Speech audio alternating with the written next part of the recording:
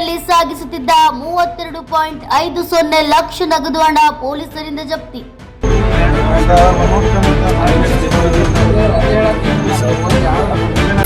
ಬಾಗಲಕೋಟೆ ಜಿಲ್ಲೆಯ ಹೊನ್ನಕಟ್ಟಿ ಚೆಕ್ ಪೋಸ್ಟ್ನಲ್ಲಿ ಜಪ್ತಿ ಮಾಡಿದ ಪೊಲೀಸರು.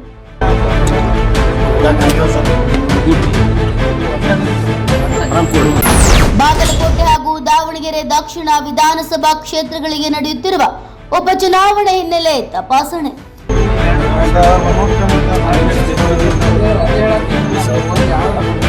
ದಾಖಲೆಗಳಿಲ್ಲದೆ ಕಾರಿನಲ್ಲಿ ಸಾಗಿಸುತ್ತಿದ್ದ ಸುಮಾರು 32.50 ಲಕ್ಷ ನಗದು ಹಣವನ್ನು ಬಾಗಲಕೋಟೆ ಜಿಲ್ಲೆಯ ಹೊನ್ನಕಟ್ಟಿ ಚೆಕ್ ಪೋಸ್ಟ್ನಲ್ಲಿ ಪೊಲೀಸರು ಜಪ್ತಿ ಮಾಡಿದ್ದಾರೆ.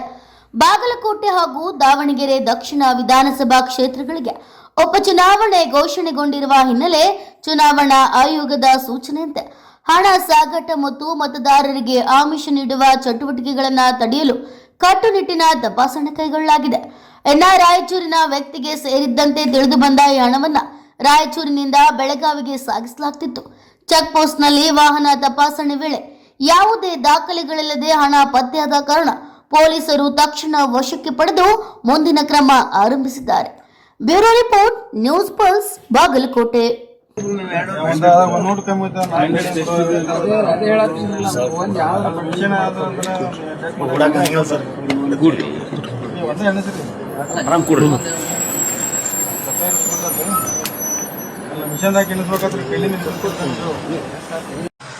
ಬರ್ರಿ ಇಲ್ಲಿ, ಅಲ್ಲೇನ್ ಮಾಡ್ತೀರಿ? ಇಲ್ಲಿ ಕೌಂಟ್ ಮಾಡಲ್ಲ ಅನ್ಸ್ಬಾರ.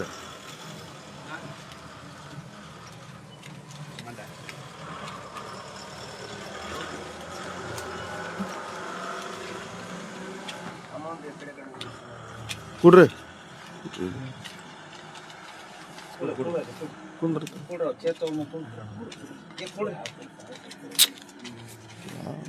ಏ ಬಾಪ, ಇಲ್ಲಿ ನೀನ್ ನಿಂತ್ಕೋ. ಇಲ್ಲಿ ಮನ್ಸು ಮಾಡಿ ಸರ್, ಅಷ್ಟು ಅಮೌಂಟ್ ಬರಲಾರ್ದು ಇವಾಗ ಸಲಾಡ್ ಕೊಟ್ಟಿದ್ದು ಅಷ್ಟು ಅಮೌಂಟ್ ಬರಲಿ. ಏನಾದರೂ ನಮ್ಮ ಹತ್ರ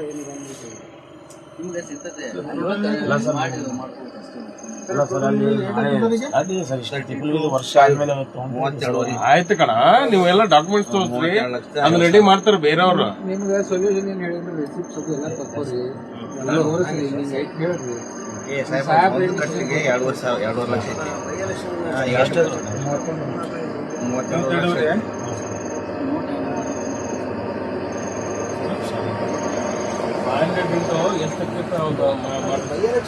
32 ಒಂದಕ್ಕೆ 500 ರೀ. ಒಂದು ಬಂಡಲ್ಗೆ ಅಲ್ಲದೆ ಒಂದು ಬಂಡಲ್ಗೆ 500 ಐತಿ. 500 ಐತಿ. 500 × 13 ರೀ. 13 ರೀ.